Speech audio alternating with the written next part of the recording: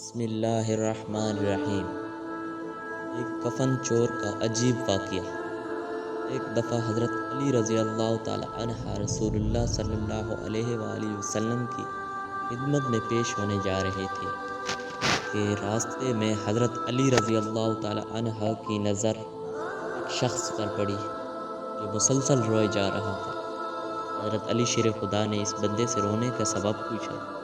اس نے بتایا کہ میں بہت ہی بڑا گناہ کر بیٹھا ہوں، مجھے اللہ تعالیٰ کے عذاب سے ڈر لگتا ہے، مجھے سمجھ نہیں آ رہی کہ میں کیا کروں۔ آپ حضور اکرم صلی اللہ علیہ وآلہ وسلم کی خدمت میں میری معافی کی سفارش فرما دیں۔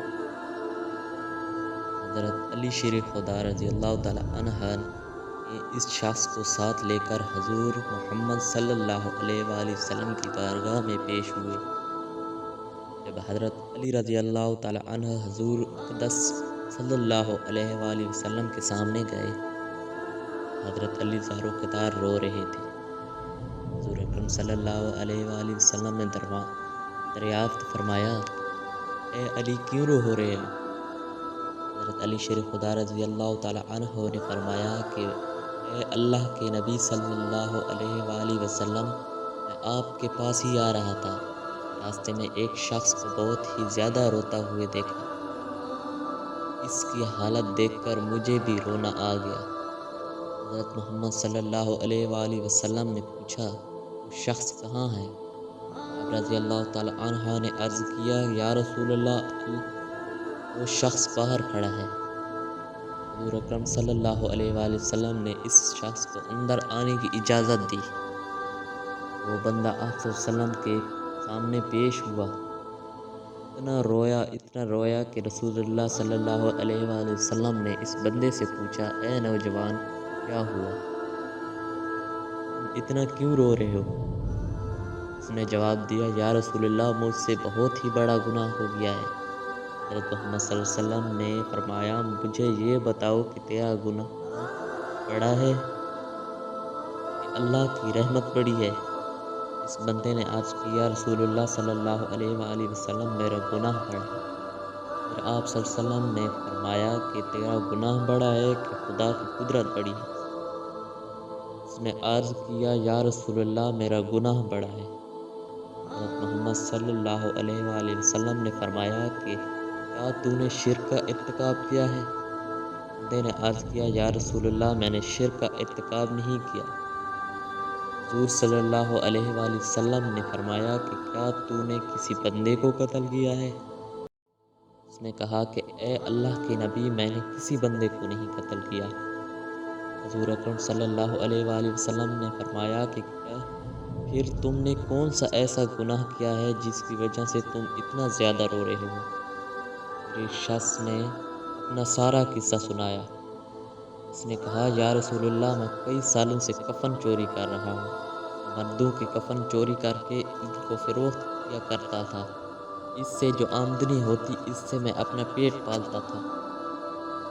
کہنے لگا کہ کچھ دن پہلے ایک لڑکی دفن کی گئی، میں نے اپنی عادت کے مطابق اس کا کفن اتارا اور وہاں سے جانے لگا تو مجھ پر شیطان غالب آ گیا۔ اس نے میری نیت بدل دی، میں نے اس لڑکی کے ساتھ زنا کیا۔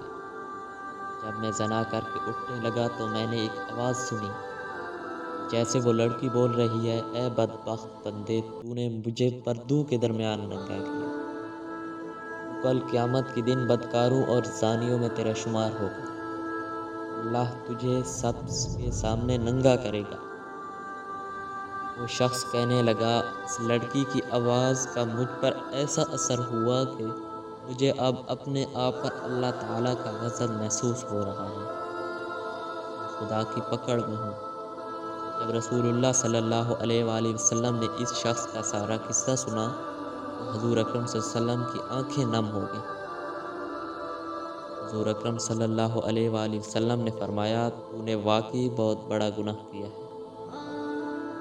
حضور نبی کریم صلی اللہ علیہ وسلم کی زبان مبارک سے جب یہ الفاظ نکلے، یہ بہت ہی بڑا گناہ ہے، وہ شخص روتا ہوا باہر نکل گیا۔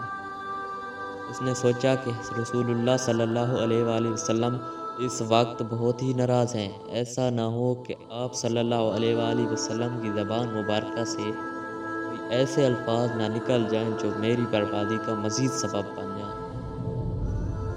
وہاں سے نکل کر وہ شخص جنگل اور پہاڑوں کی طرف چلا گیا۔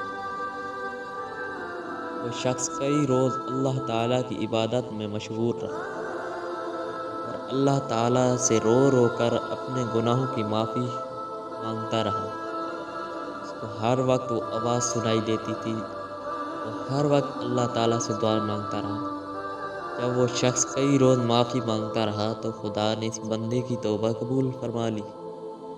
اللہ تعالیٰ کے حکم سے حضرت جبرائیل علیہ السلام حضور اکرم صلی اللہ علیہ وآلہ وسلم کے پاس تشریف لائے اور سلام پیش کیا۔ حضرت جبرائیل علیہ السلام اللہ کے رسول صلی اللہ علیہ وآلہ وسلم نے فرمایا کہ مخلوق کو پیدا کرنے والا، رزق دینے والا، اپنی مخلوق کو معاف کرنے والا بھی میں ہوں۔ حضرت جبرائیل علیہ السلام نے فرمایا کہ اللہ تعالیٰ نے فرمایا ہے کہ میں نے اس نوجوان کی توبہ قبول فرما لی ہے، میں نے اس کے سارے گناہوں کو معاف فرما دیا ہے۔ پھر اللہ تعالیٰ نے ایک صحابی کو اس شخص کے پاس بھیجا ہے، اس شخص کے پاس جا کر اس کو یہ بتا دو کہ اللہ تعالیٰ نے تیری توبہ قبول فرما لی، اللہ تعالیٰ نے تیرے سب گناہوں کو معاف کر دیا ہے۔